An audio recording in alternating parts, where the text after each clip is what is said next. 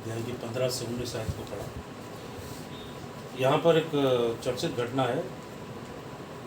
यीशु मसीह अपने शिष्यों के साथ है, सारे शिष्य मौजूद हैं और भोजन पर बैठे हुए, और किसी एक विशेष शिष्य से यीशु मसीह कुछ बात करते हैं,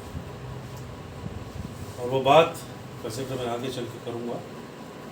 इसमें लिखा हुआ है, भोजन के बाद यीशु ने पतरस से कहा, हे शमौन यूहन्ना के पुत्र, क्या तू इनसे बढ़कर मुझसे प्रेम रखता है? यानी वो शिष्य जो मौजूद थे, सारे शिष्य प्रेम करते थे यीशु को, पतरस भी यीशु को प्रेम करता था, लेकिन यीशु मसीह ने विशेष तौर से पतरस से इस शब्द को क्यों कहा? मेरे अजीजों, मसीहत की जो नींव है वो प्रेम के ऊपर ही है, प्रेम पर ही आधारित है। क्योंकि यूहन्ना 3:16 में लिखा है, परमेश्वर ने जगत से ऐसा प्रेम किया कि अपना इकलौता बेटा बख्श दिया, ताकि जो कोई इस पर विश्वास करे नाश ना हो और अनंत। यानी मोहब्बत या प्रेम मसीहत की नींव है। प्रेम से ही परिवार बनता है और सब कुछ मसीहत की जो बातें हैं वो प्रेम पर ही आधारित है, और कलीसिया की नींव भी प्रेम के ऊपर ही डाली गई है। यीशु ने पतरस से इसलिए पूछा, वो और भी चेलों से पूछ सकता था कि भाई तुम मुझसे कितना प्रेम करते हो, लेकिन पतरस से इसलिए पूछा क्योंकि पतरस यीशु मसीह का 3 बार इनकार कर चुका था। पतरस उस झुंड का सबसे उम्रदार व्यक्ति था, पढ़ा लिखा तो नहीं था, अनपढ़ था, लेकिन परमेश्वर के प्रभु की हर बात को बहुत ध्यान से सुनता था और थोड़ा जल्दबाज भी था। जब एक बार यीशु मसीह ने पूछा कि लोग मुझे क्या कहते हैं,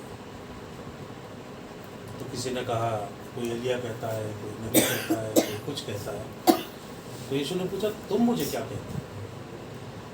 सारे चेले खामोश थे। पतरस ने ही ये स्वीकार किया था, तो जीवित परमेश्वर का पुत्र मसीह है। पहला स्वीकरण ये उसने किया कि तू मसीह है, और यीशु मसीह उसी दिन से पतरस पर ज्यादा निगाह रखने लगे।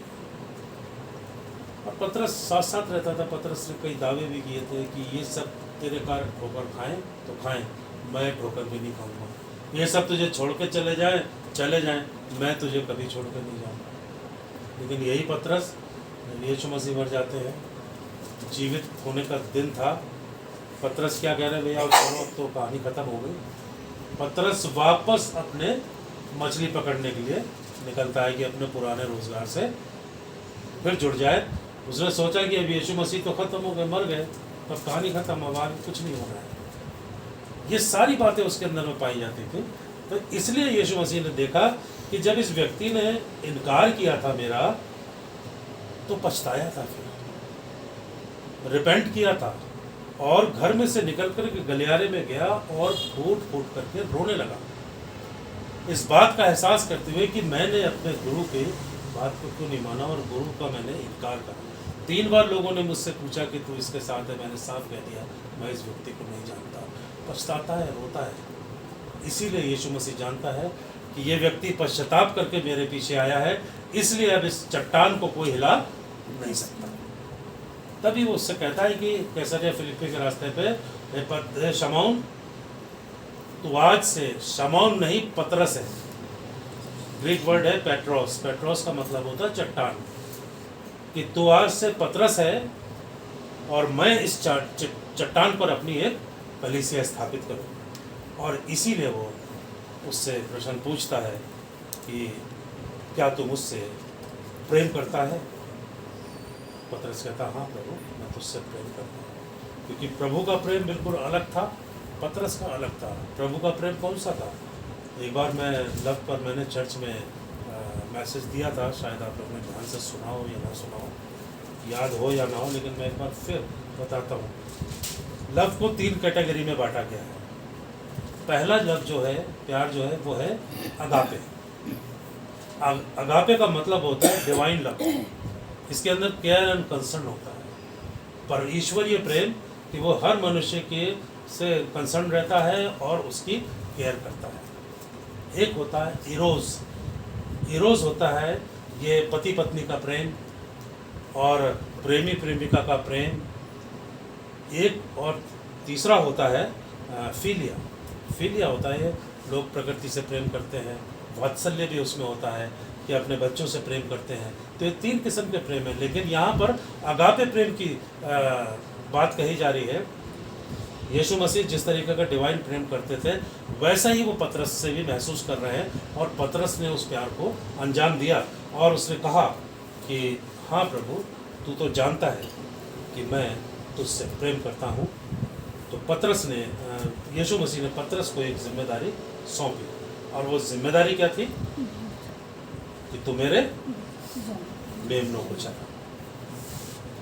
यीशु मसीह जानता था, यीशु मसीह पतरस को क्या करना चाहता था, रेस्टोर करना चाहता था, रिवाइव करना चाहता था, और साथ साथ उसको रिफ्रेश करना चाहता था, क्योंकि उसके अंदर जो बुराइयां आ गई थी वो सब बिल्कुल ख़त्म करना चाहता था। इसलिए अब उसके अंदर उसको वो जिम्मेदारियां सौंप रहा है, मेरे मेमनों को चरा। और ये मेमने क्या है?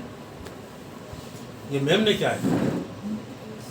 वो विश्वासी जो बिल्कुल अधकच्चे हैं, आरंभ में ही वो उनके पास आए, कलीसिया में जुड़े।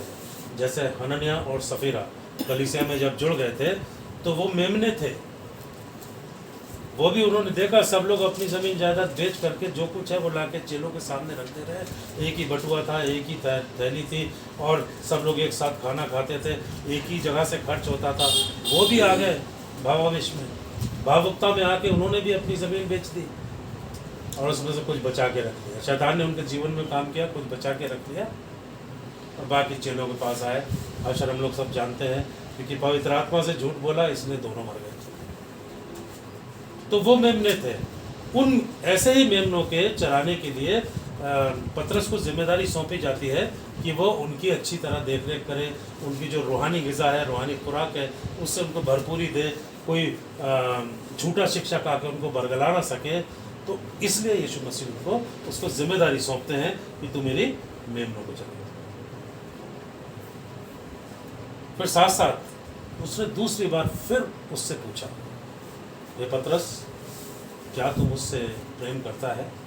पतरस ने तुरंत जवाब दिया कि हाँ प्रभु, तू तो जानता है कि मैं तुझे बहुत प्रीति करता हूँ, प्रीति रखता हूँ, बहुत प्यार करता हूँ, और इसमें कोई शक नहीं। तब यीशु मसीह दूसरी जिम्मेदारी सौंपते हैं, मेरी भेड़ों की रखवाली।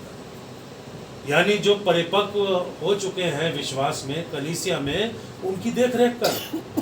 आज भी वर्तमान में आप देखते हैं कलीसियाओं में झूठे शिक्षक घुस जाते हैं, इधर उधर से आते हैं और भेड़ों को चुरा ले जाते हैं, लोगों को बरगला करके कि भाई ये चर्च मैं थोड़ी जा रहा हूँ, ये अच्छा नहीं है, इसका बपतिस्मा भी अच्छा नहीं है, इसका ये भी अच्छा नहीं, तुम चलो हमारे पास चलो, हमारे यहाँ बहुत अच्छा होता है, ये होता है।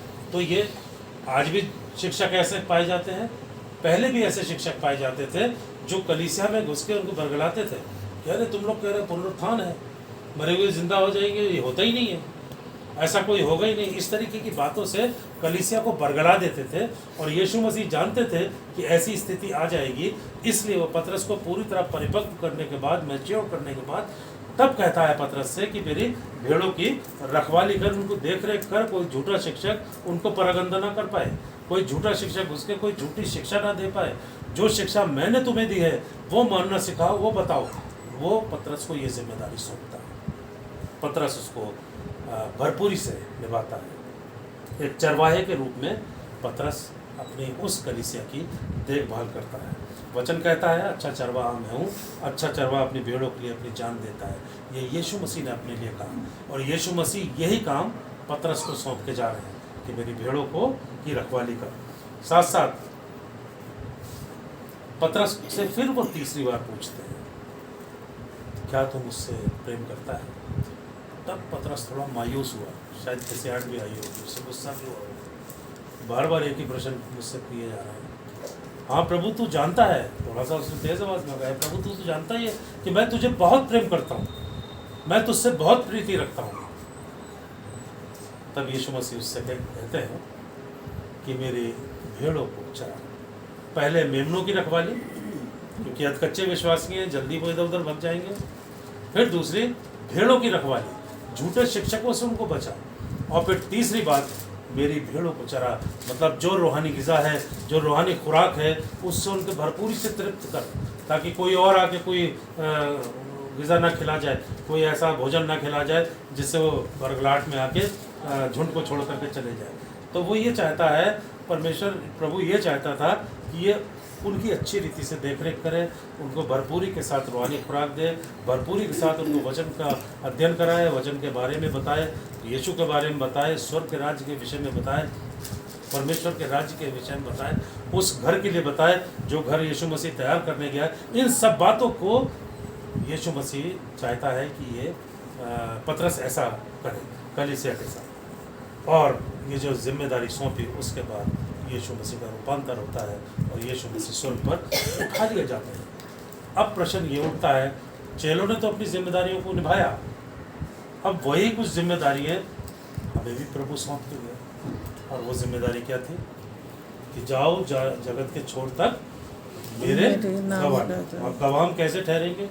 गवाह तो हम तब ठहरेंगे जब हम यीशु मसीह के विषय में गवाही देंगे, यीशु मसीह के विषय में लोगों को बताएंगे कि भाई यीशु कौन है, यीशु ने तुम्हारे लिए क्या किया है, जब वो इस दुनिया में आया तो उसके आने के समय की स्थिति क्या थी, उसने हमारे लिए कितने कष्टों को सहा है, उसने हमारे लिए कांटों के ताज को पहना है, उसने यातनाओं को सहा है, उसने कोड़ों की मार भी सही है, उसने भारी क्रूस भी उठाया है और उसने क्रूस पर हमारे लिए प्राण भी दिए हैं। हमें यही तो सिखाना है। जब हम ये बातें लोगों को बताएंगे तभी लोग उस पर विश्वास कर पाएंगे।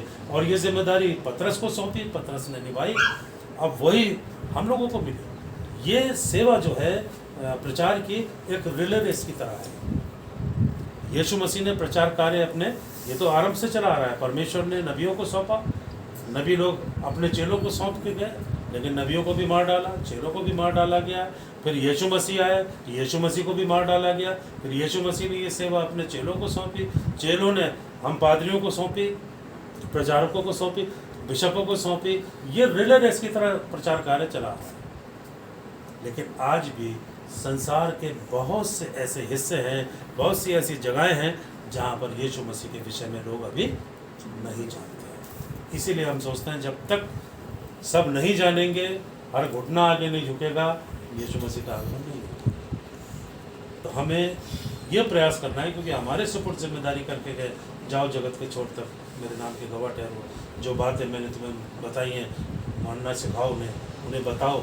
ये सब करने के लिए हमें जिम्मेदारी सौंपी गई है, लेकिन हम लोग इसको नहीं करते हैं। कभी कहा जाता है तो कहा जाता है, भाई अपने बस का नहीं है, तो काम पादरियों का होता है, हम नहीं कर पाएंगे प्रचार, हम नहीं बता पाएंगे। और आजकल तो वैसे ही प्रचार कार्य में बड़े अवरोध उत्पन्न आ रहे हैं, सताव हो रहा है।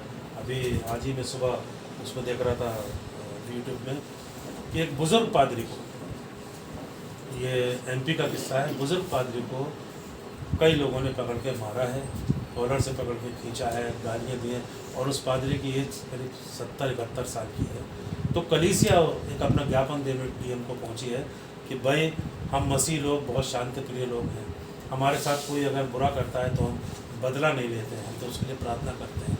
आप हमारे चर्चेज़ में आइए, हम देश के लिए, देश के अधिकारियों के लिए, राष्ट्रपति के लिए, प्रधानमंत्री के लिए, लोकल एडमिनिस्ट्रेशन के लिए, चीफ मिनिस्टर के लिए, सभी के लिए हम प्रार्थना करते हैं। हम बदला नहीं लेते हैं, हम झगड़ा नहीं करते हैं। फिर हमारे साथ ये भेदभाव, वो इस बात को दे रहे हैं। इंटरव्यू था उनका पूरा, तो मैंने सुना। तो आज वही स्थिति है, आज की स्थिति वही। आज लोग डर रहे हैं सुसमाचार प्रचार करने से कि भाई कहीं हमारी पिटाई ना हो जाए। ये तो होना ही है।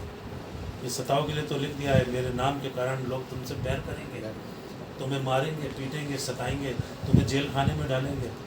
तो ऐसे में क्या करना है? आनंदित और मगन होना है, क्योंकि स्वर्ग में तुम्हारे लिए बड़ा पाल है। और जो अंत तक धीरज धरेगा वही उद्धार पाएगा, वही स्वर्ग के राज्य में प्रवेश करेगा। तो मेरे अजीज हो, हम अपने जीवन पे गौर करें।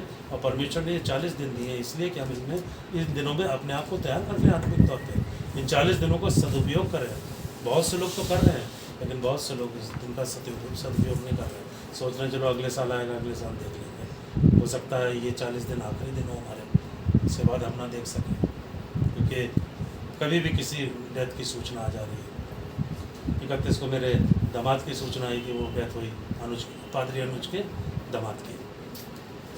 कल खबर आई कि पादरी EM पॉल जो यहाँ के DSP रह चुके हैं, उनकी भी डेथ हो गई, आज उनका फील्ड हुआ। तो इस तरीके से 2-3 खबरें परिवार में ही आई कि ये मर गया, वो मर गया, सब हार्ट अटैक से मर गया। तो हो सकता है ये 40 दिन आखिरी दिन हो। और फिर पता चला जैसे 5 कुंवारी निकाल दी गई थी, जाके घर में नहीं प्रवेश मिला था कि भाई तुम तैयार नहीं हो, मैं तुम्हें नहीं जानता। हो सकता हमारी स्थिति हो। परमेश्वर ने ये जो दिन दिए हैं, इन दिनों का हमें सदुपयोग करना है और अपने आप को तैयार करना है। पतरस के लिए एक बात और लिखी है,